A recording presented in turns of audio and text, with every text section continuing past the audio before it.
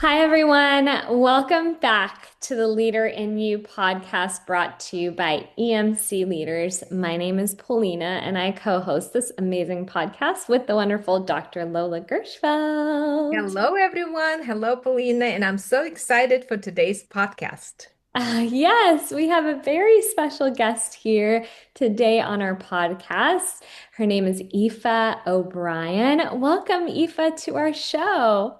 Thank you, Paulina, and thank you so much, Lola, as well. So today we're diving into something that is very, very relevant with so many leaders. And we're excited to have Aoife here because she is the author of a book called Thriving Talent. And she explores how leaders can create workplace environments where performance and well-being aren't in conflict, which goes so perfectly with our podcast. So, but instead of like having that conflict, we work on reinforcing each other. Am I getting it right? That's it. I think that's such a nice way to describe it. Amazing. And I know, of course, my mom loves this topic, just like we bring this information to you guys every week. So we're excited to interview you, Aoife, and get more information on what you do and how you do it. So tell us a little bit about yourself. Yeah, great.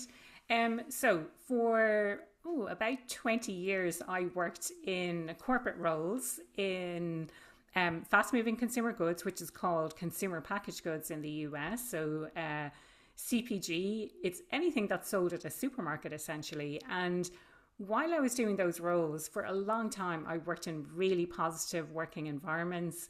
I was really happy. It ticked a lot of boxes in terms of my strengths. So, analyzing data, putting together presentations, and making recommendations to clients, building long term client relationships, and really addressing some of the problems that big global organizations like Coca-Cola, Unilever, Mars had with their sales and marketing, and making recommendations around that. And I had a couple of experiences that were unfavorable. I think a lot of people can relate to this. So, two separate but equally toxic working environments.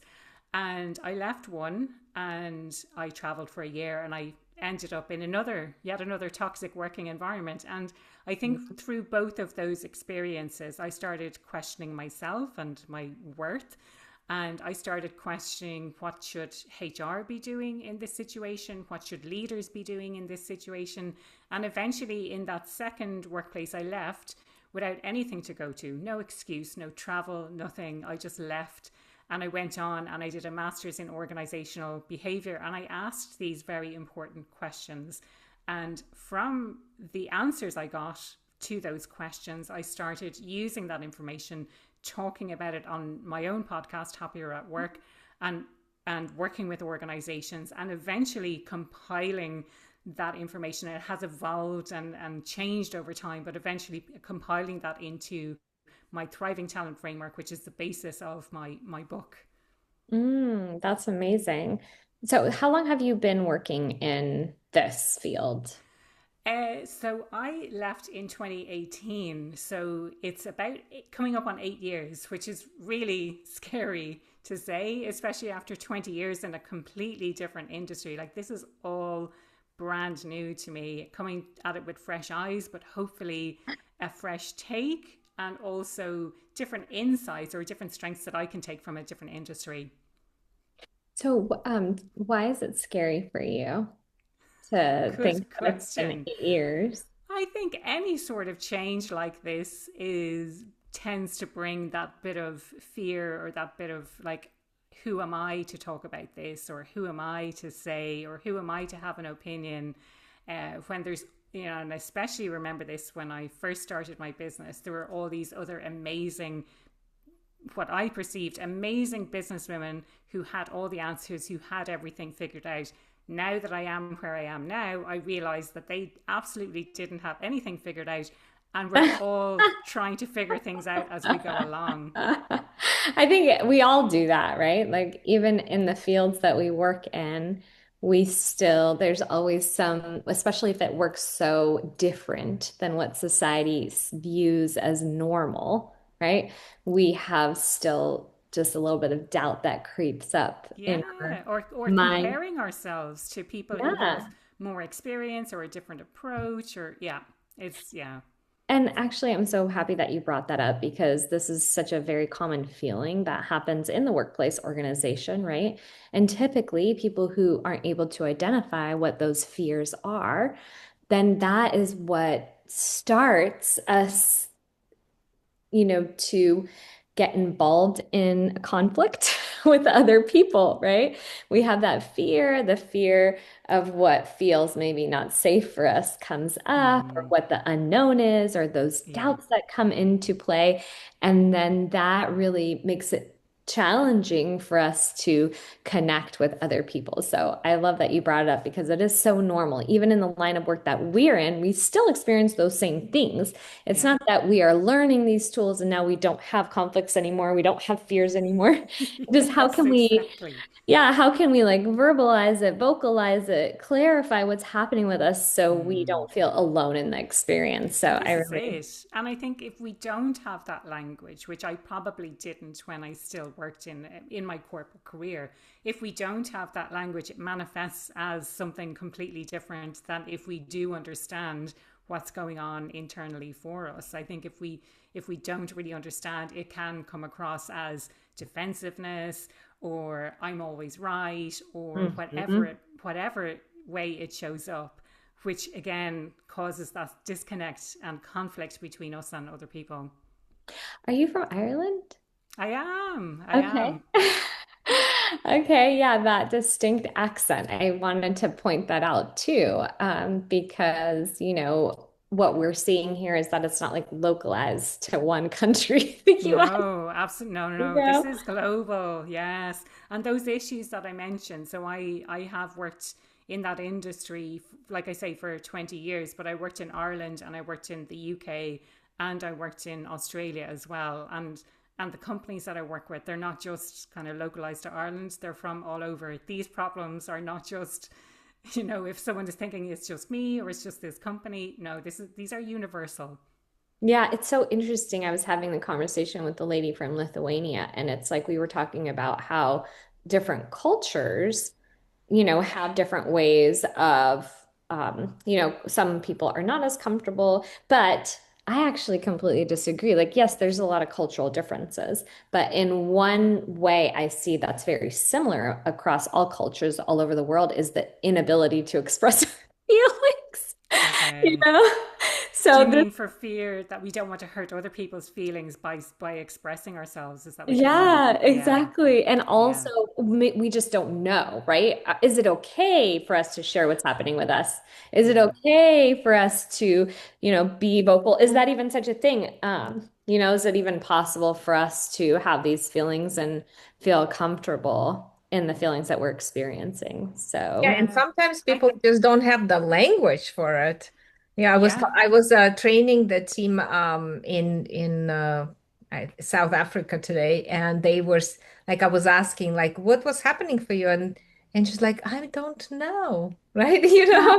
It's hard for people exactly. sometimes to tune into that Mm, experience. So yeah. uh, not I that, think we yeah, go ahead, I Eva. was just going to say, I think we spend so much time suppressing how we feel and Mhm. thinking and convincing ourselves that what we feel is not valid or that we shouldn't be feeling the way we feel. That I think we've come to not recognize our own internal bodily sensations and what they're trying to tell us in terms of our emotions or our feelings, what's actually happening. That would be my own interpretation. I don't know if there's, is there science to back that up, or do you have an opinion on that?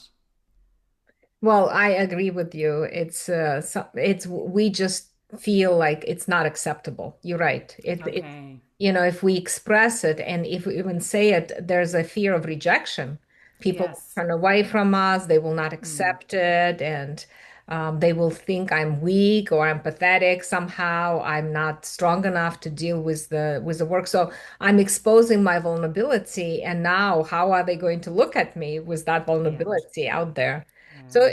Yeah. it's difficult. But what I like about your work that you're doing is that in your book you write about that that people are lack resilience not because they don't want to be resilient or don't want to be happy at all, but the system, right? The system that Yeah. works, that creates that environment for us. And I often talk about the fact that our relationships is the water we swim in. It's like a fish in the water that we swim Yes. in is our Yes. relationship. And almost feels like the system is how we form these relationships, how we repair these relationships, and what these relationships look like. So tell us about the system that you look at.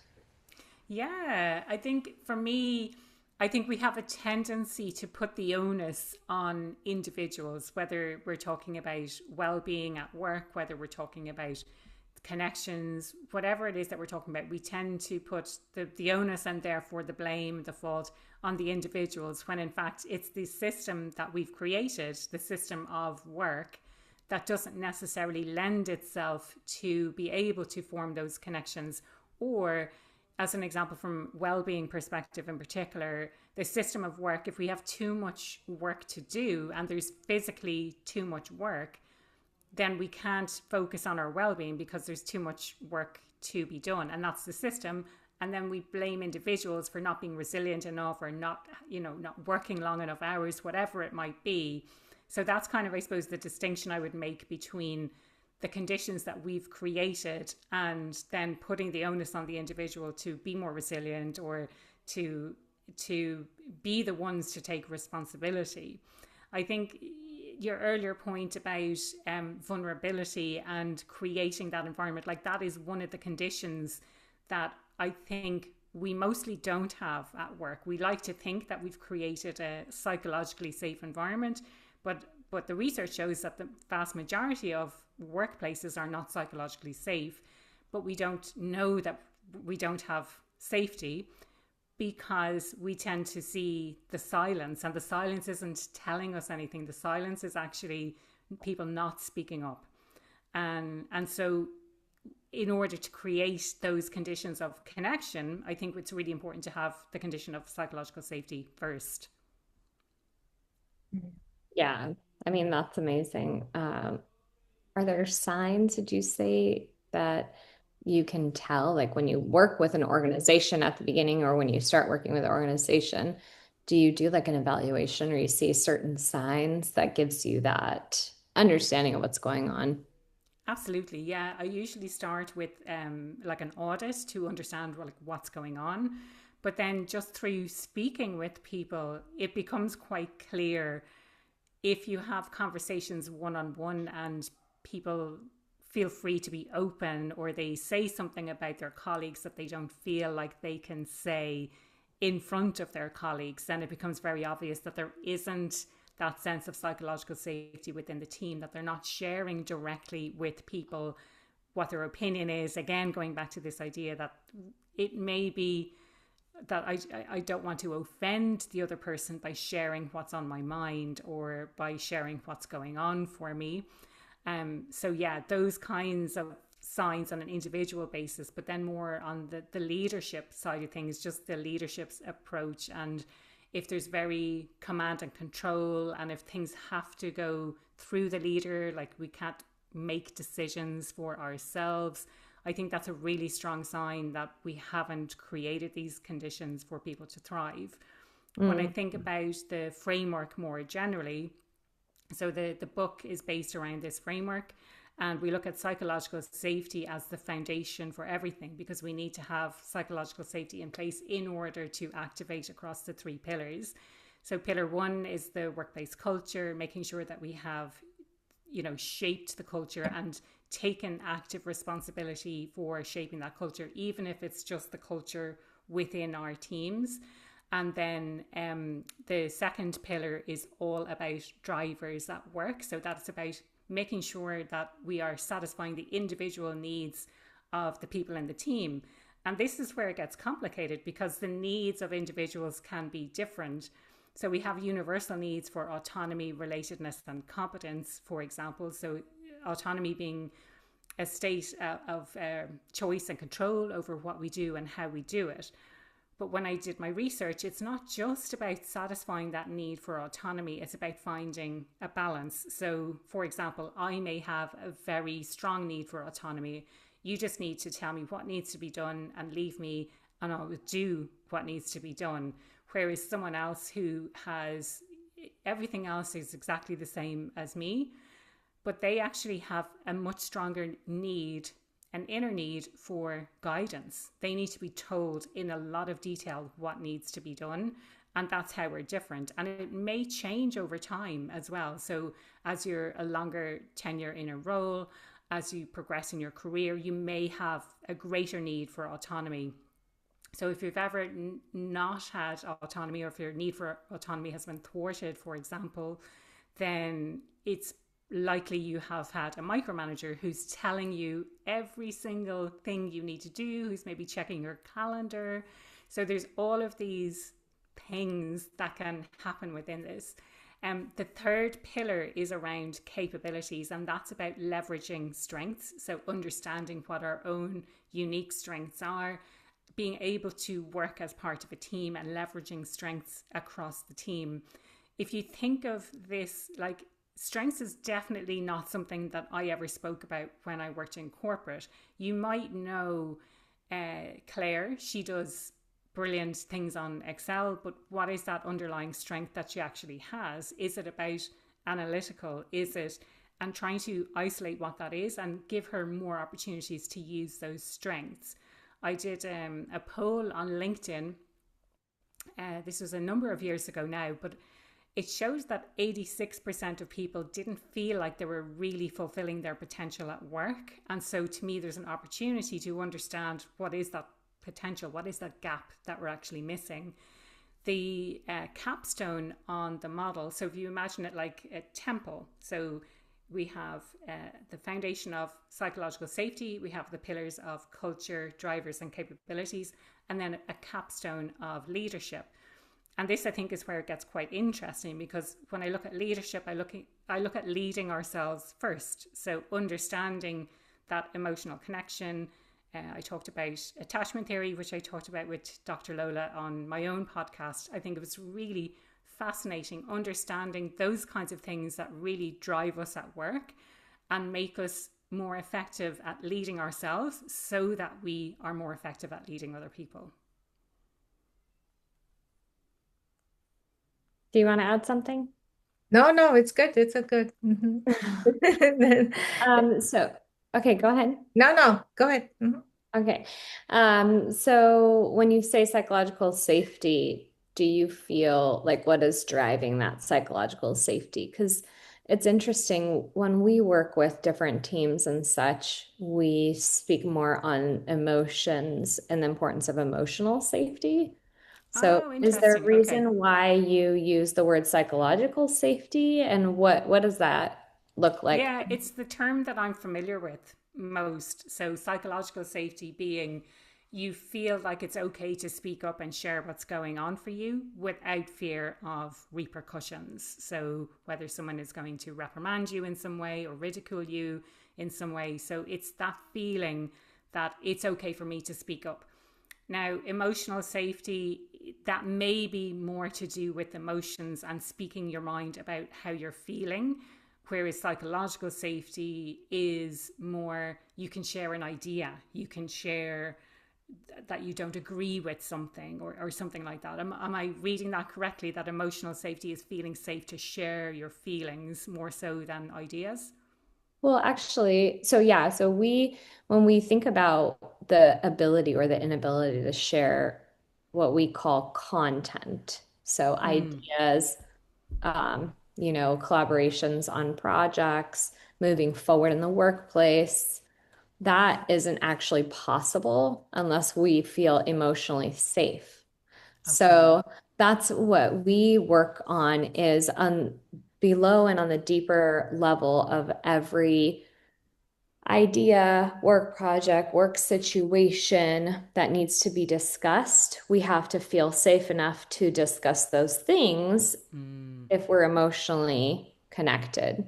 So if we aren't, then scientifically speaking, we have the amygdala part of the brain that gets triggered. We talk about this almost every single week. I feel I bring this up, Yes, yeah, this yeah, I love it. concept, right? The amygdala part of the brain gets triggered. When it Yeah. gets triggered, we have like that inability to think clearly because it hijacks the prefrontal Mm, cortex.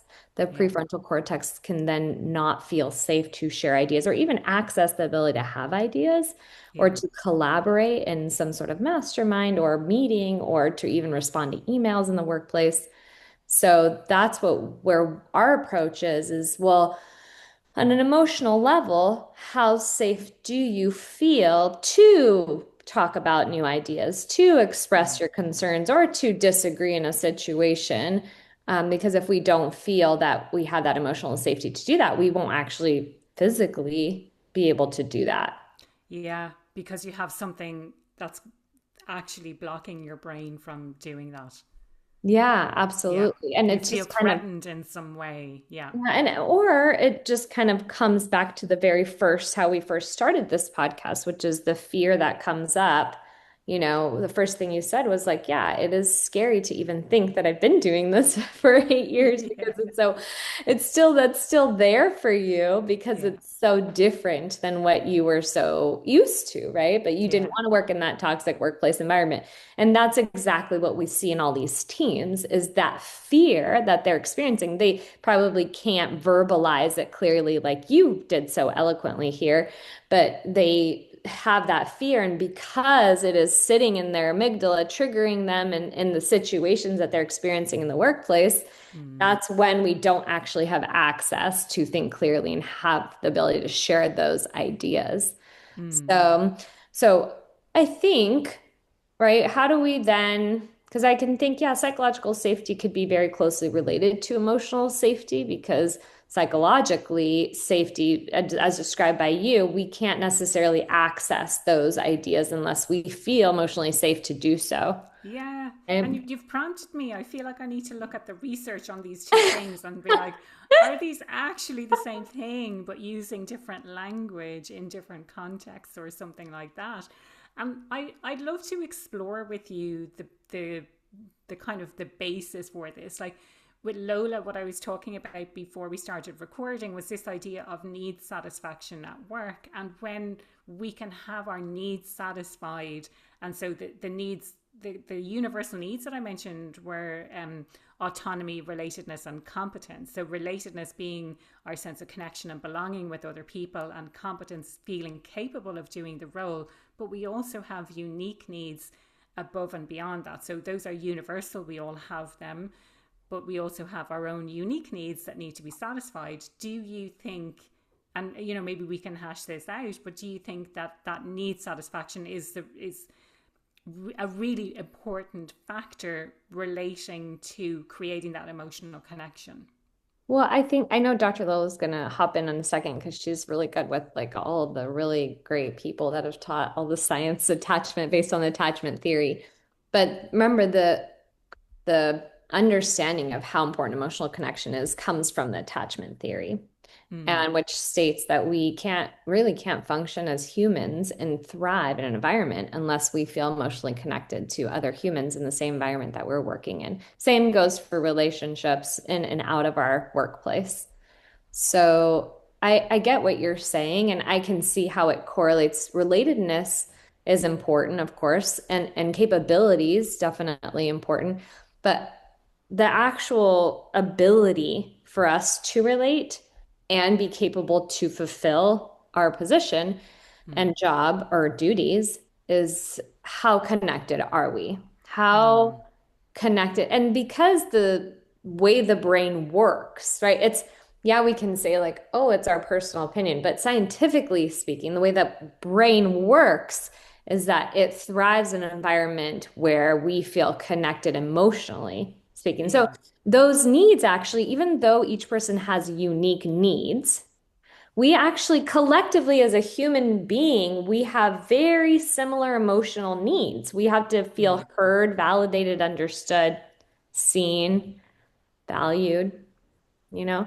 All those needs are very important and very, very, very, I would say 100%, 99.9, but even the people that are, you know, maybe doing other things that don't align with our values still Yes. have that need because they're humans, but their brain wiring is like, different. So 99.9% of the humans in this world need those things. They need to be seen, heard, Mm, understood, validated, and yeah. valid or valued, okay, in Yeah. and out of the workplace. So when any of those are missing, that's when we feel off balance emotionally, right? So you talk about autonomy.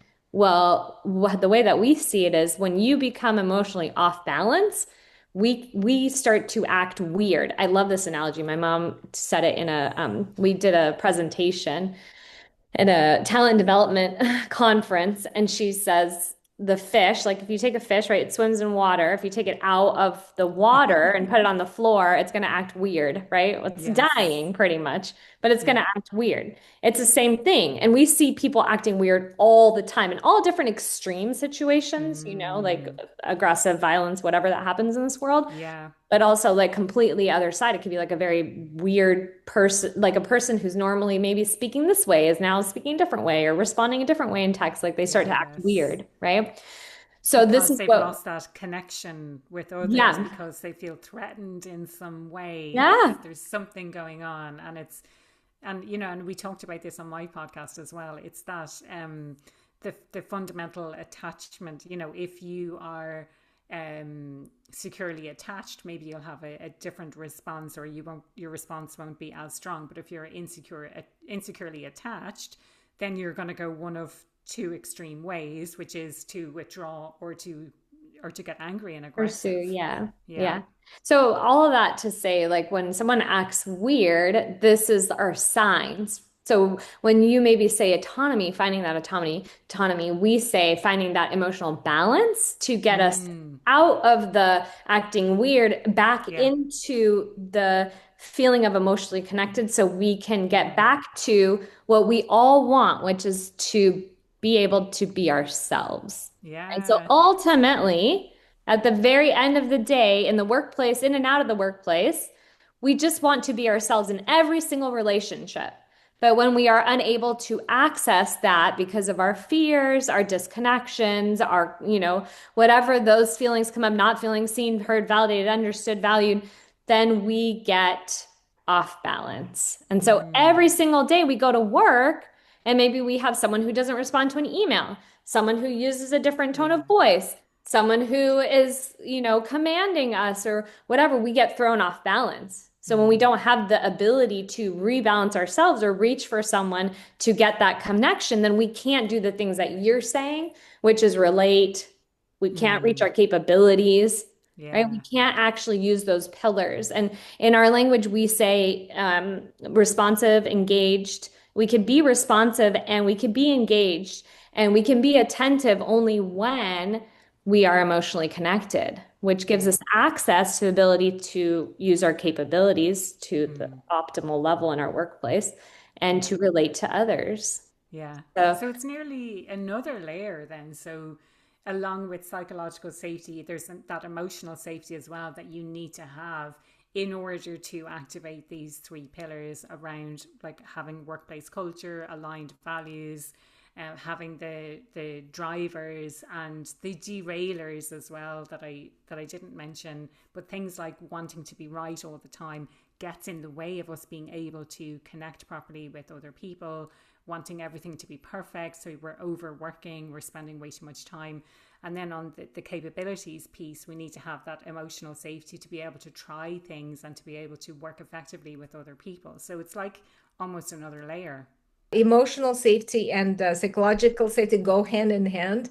Amy Edmondson, who did the research and came up, I think, with that terminology, talked about the team safety, where you can ask questions, you can share their opinion. So in order for you to have psychological safety, you have to have emotional safety. That means that I have to feel safe to know that whatever I'm going to share with you, you're not going to reject it, or you're not going to turn away from me. You're not going to think that something is wrong with me. So they go hand in hand. And I think emotional safety is going deeper a little bit in the relationship, where Yeah. psychological safety more in a system, like in a group Yes, system. that's a good point. Yeah, because I think for me, from what I understand from the research, is psychological safety is team based, whereas emotional safety needs to be one on one, really, isn't it? It's how safe I feel with you as an individual. We always look at the key attachment figures that Yeah, we have, like with our manager. yeah, These are key attachment roles that we have and relationships that we have in the workplace or our close colleagues. So if I'm mm, going to be at work and I have a secure connection with my manager, I'm going to be more likely to speak up. And I'm yeah, also going to be more likely to be open to other people's ideas, which means that I'm going to create psychological safety for others. yes, And I'm going to nurture that psychological safety because we feel secure, because I feel secure with my manager or I feel secure with my teammates. If I don't, I will definitely be less engaged. I'm going to probably reject ideas more because mm, I'm not open. I'm not emotionally safe in my yeah. relationship. Yeah. Yeah, and I think from what you're saying, Dr. Lola, like the the emotional side of things can potentially also be our relationship with ourselves. Would it be correct in saying that, and how we feel within ourselves, or is it all about the connection with Well, others? I hear that you're saying, but the way we feel within ourselves is relational, Eva. Okay, yes, You yeah, know, I mean, I can say to myself all day long, I'm great. I can look in the mirror and I said, I'm so smart. I'm fantastic. I'm going to be happy at work. But as soon as I come to work and I see some rejection on my boss's face, boom, mm, I'm out of balance and I lose confidence. And if I share an idea and I get shut down, my goodness, what is it going to do to me? It's going to destroy me, right? So yeah, self-confidence and all that safety comes from our relationships. mm, It's very yeah. hard for us we can probably last 5 seconds on our own. Yeah, and we need other people. We do. Yeah. It's so funny. Someone who was telling me, I was having a conversation with someone about this, and they were like, "Oh no, he like doesn't have any feelings. He's just like a robot." And I'm like, "It's actually not possible for us to be like alive Yes. Yeah, if yeah. we don't have our feelings, right? Like we Yeah. were actually not robots."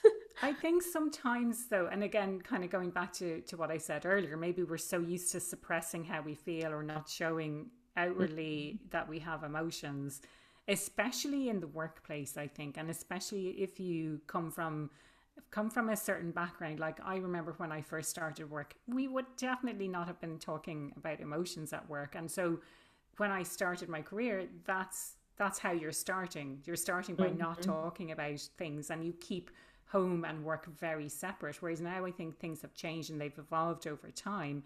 But I think if we're so used to suppressing our emotions, maybe it seems to other people that we are a little bit robotic and we don't have any feelings whatsoever.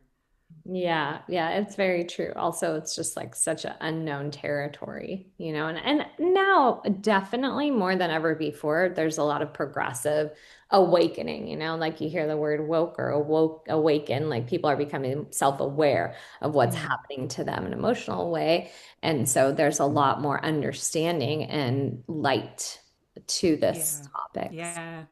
And Dr. I Lola? do And talk I about that idea of go ahead, Eva. yeah, Go I was ahead. just going to say, I do talk about that idea of self awareness in the leadership section and how important it is for us to understand ourselves, what's going on for us, but then also to manage it. So if you are aware that you have these certain triggers, if you are aware of your default attachment style, the one that you tend to kind of go to, it's not just enough to be aware. We have to take active responsibility and manage it. So if I know that I have an insecure attachment, and if my boss doesn't reply or sends an email that's shorter than I expected, it could trigger me into something, and then I will spin, or I will do whatever. I will withdraw, or I will attack, or I can't remember the word that you used a second ago, but like the for me, I really resonate with this idea of withdrawal.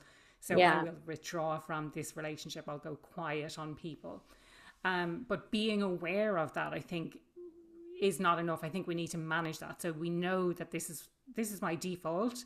I know that this is happening. I know why it's happening, and now I'm going to manage it. by doing something that I wouldn't normally do, which is something scary, like by reaching out and replying properly or trying to rebuild that connection, that dance, I think, that Dr. Lola talks about, which I I love. want to add one. Sorry, Mom. I'm going to let you speak in a Yeah, second, but I do want yeah, to yeah, just go put ahead. something out. So when you say manage, like let's say you are a withdrawer, we use like the withdrawer or the pursuer. Yeah, So when you say maybe manage what's happening with you, what we say is what we want is for a withdrawer to become what's called an engaged withdrawer, the ability for a withdrawer to still withdraw because that's their natural protective, coping mechanisms, but to yeah, be able to be engaged withdrawer. And then from the other side, we have a pursuer who typically goes after, right? yeah. And what we want is to like calm the pursuer. So it's not about managing what's happening with you because we understand those patterns, but once we're able to identify the patterns, then we can slowly bring you back to balance even Yeah, when you get triggered, right? So yeah. it's like I think about like Buddha or like one of the great sages that is like, as long as you're not triggered by anything in this entire world, you've like reached enlightenment, right? Yes, yeah, yes, So yeah. that's what we're I think, looking for. We're looking for even when you do get triggered, you're not like the extreme side of withdrawal where you're like not yeah, talking for weeks and weeks on end, right? yeah. And you're not the extreme side of the pursuer where you're like constantly trying to attack the other person. Neither is good or bad, by the way. Just want to Yeah, clarify. it's Neither just is good different, or just bad. It's different just different ways approaches. of Yeah, coping. Yeah. yeah, It's just yeah, that we can withdraw, but then how quickly can you come back or can you still yeah, be an engaged withdrawer? And we can pursue, but how quickly can you come back or can we calm the yeah, pursuer? So. yeah. And for me, I think when I say manage, I don't, I just need to be aware of that and don't, and it's about responding rather than reacting. So I think we can go into Mm. react mode where I withdraw, and then if I'm not managing my, this is the terminology that I use, but if I'm not managing myself, it means that I am aware that I'm withdrawing and I'm just staying withdrawn as opposed Ah, to okay. trying to manage myself and make that connection. Got it. So that's kind of what I mean. So it's like playing Mm-hmm. more of an active role, not just I'm aware that this is happening. I'm Mm-hmm. aware and I'm doing something about it as well. Yeah. Yeah, yeah, Yeah. yeah. That makes sense. Which is not easy to do, if I, No, no, it's no. very hard. I Especially mean, when you've been triggered. yeah. What Yes. I find is that people sometimes just don't have a role model. Like, how do we actually do that? Yeah. Right? I mean, I can force myself to re-engage, but I'm going to be also very cautious and protective. I'm not going to be myself. Like Polina was saying, the whole point of autonomy is to be yourself, is to feel free and easy, to feel like the other people will not reject you. They care about you, they value you, like all of the attachment needs. They feel like you're important to them, and you're not alone in the moment. You can actually reach out in moments of love, vulnerability. And I think when people actually practice what, well, first of all, they need to know what does it look like? What is it feel like? What does it even mean to reach out? Because sometimes people say, like, why don't you become more available? Even if you would just be more available, we would solve Yeah. this problem. That's like they think it's reaching, but it's not, right? It's like blaming, criticizing already. So people don't know what that reaching looks like. And sometimes they start to push or withdraw, but people just don't have the role model for doing. Even if I say to myself, I'm aware, okay, I shut down or I start to kind of like be pursuing, I still don't know what can I do to better to not feel this way or not to behave this way. People think like take a breath, think positive, but sometimes it's not enough. And so Yeah. I think on an emotional safety, when we have a way to even understand our triggers, our sensitivities, we can organize our emotions, and also I think ask for what we need. Because in the moment, Yes. I really think that this is the turning point in the reconnection, is when people learn how to ask for what they need. I need to Yeah. know I'm important to you. Yeah. Because in Yeah. the moment when you said this, I felt unimportant. Not that you intend it. That I think that's the Mm, difference. People don't yeah. intend to send It's a message that you're not important, but it comes yeah. across, right? They get Yeah. that message. Mm, And in the moment when I'm able to say, I need to know I matter to you, I'm mm, important to you, you value me, and the other person reassures you, boom, you like, that's it. That's all I need, right? I'm yes. back to my balance. Yeah. Yeah. Yeah. Yeah. And No, I I think like that. that's And a very, very important part in the yeah. creating the On system. on the specific idea of needs, like this is something that I did not know that I had at work. And so it was a real surprise to me when I started doing this research that we have all of these universal needs that we all have, but then we have unique needs. Being able to identify and have the language for those and being able to articulate that this is what I need at work by identifying what's frustrating us at work, or what we feel we're not getting now that we wish we could have. I think having a language for that to express it is really important because, like I say, I had no idea that I had all of these needs at work that were not being fulfilled. Yeah, that's I amazing. think we need to close up, yeah, Polina, because yeah. You guys can continue. I Well, I think we can continue definitely, but this was a fun conversation to start with. We'll have Eva again on our podcast. Yes, I'd love to come back. Yeah, yeah. And I will see you in LA as well. Yeah, at the ATD Amazing. conference, we will Yes. do a podcast there. Okay. Yes, that would be amazing in person. Yeah. I'm Well, planning to thank bring you my so much, microphones. Aoife, for joining us. Thank you so much for having me. Yeah, and as always, for those of you who are watching, thank you very much for watching. You can find more information on emcleaders.com. I'm going to say goodbye, but I'm going to let Aoife, because Ellie is calling me like nonstop. Okay. I'm going to let Aoife, I want her to share where people can find her and all that jazz, and That then sounds good. close off. Thank you for watching. Thank you, Palina. Yeah, so you can find out more details about the book on thrivingtalentbook.com. And if you want to connect with me on LinkedIn, that's where I'm most active on social media. And I will spell my name for anyone who doesn't know how to spell it. So it's pronounced Aoife and it's spelled Aoife. And my surname is O'Brien.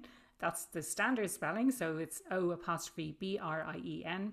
So Aoife, Aoife O'Brien. And you should find me fairly easily on LinkedIn. There are a few of us, but you should find me on LinkedIn and you'll see Thriving Talent book in my description as well. Thank you, Eva. It was so fun to talk to you. I hope Thank you you. have a Thank you so much safe for time having in me. Ireland, and I look forward to seeing you in LA. Likewise, I'll speak to you soon. Thank you. Bye.